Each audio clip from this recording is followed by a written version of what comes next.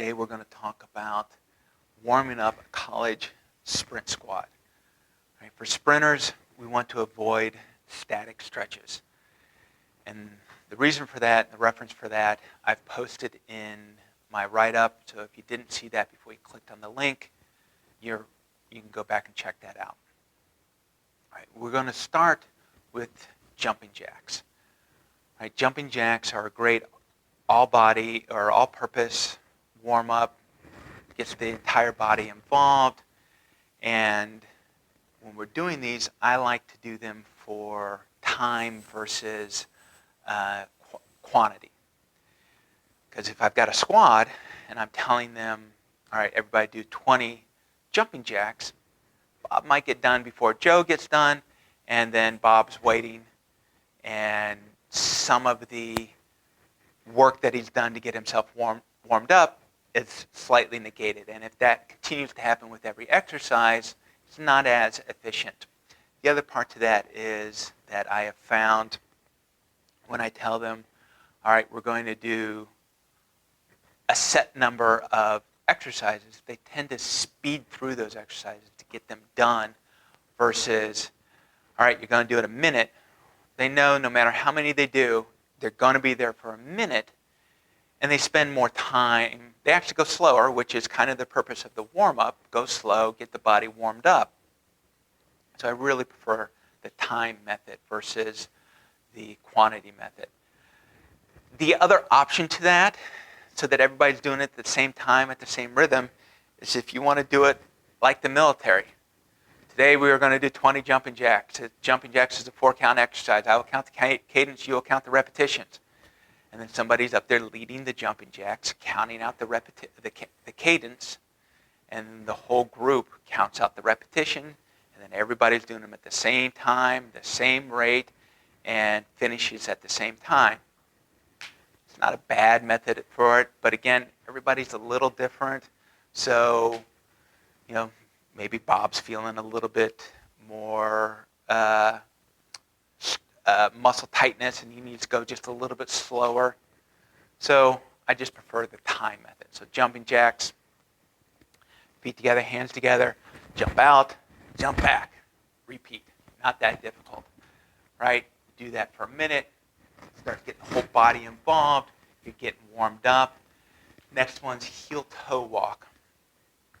I really like this one because it helps warm up the foot.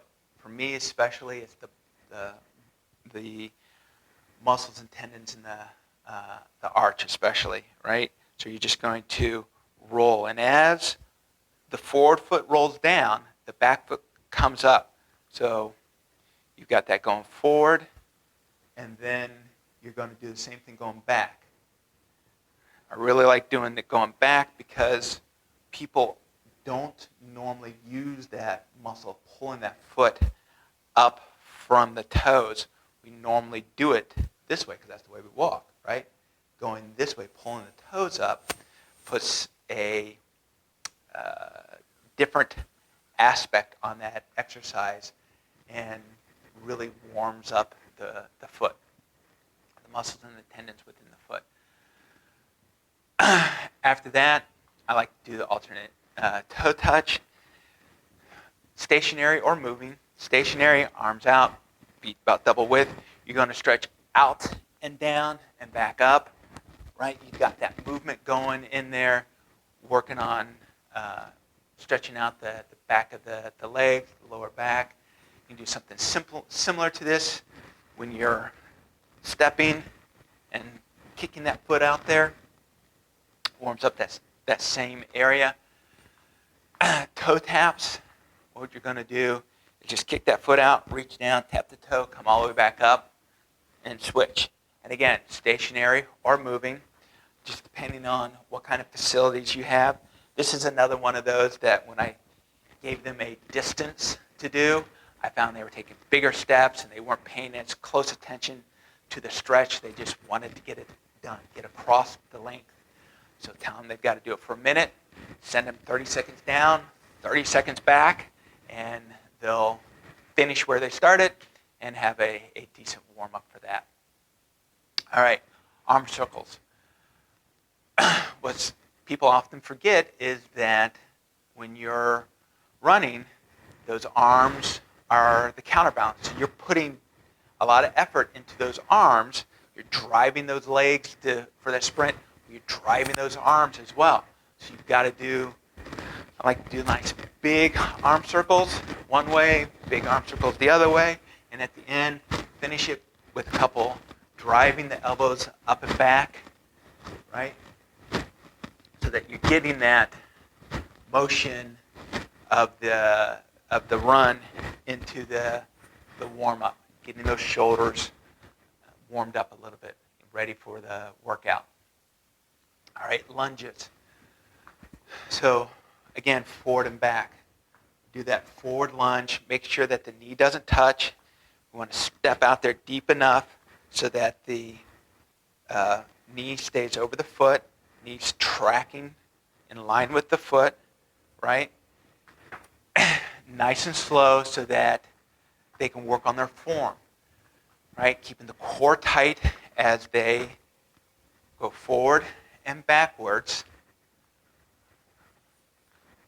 right? Next would be side lunges. We're going to step, and again, making sure that knee tracks over the foot.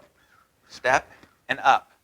Step and up. And then going the other way. Step and then up. Step and then up. The lunges, especially the side to side, are important for the sprinters as they go around the curve on that on the race. On the track, they've got a lot of lateral forces going into their body as they're driving as fast as they can to go around that curve. So warming up with the side lunges is important. Next is going to be A skips. You notice we're slowly getting into more dynamic, more movement, getting the body going, getting the heart rate up a little bit more.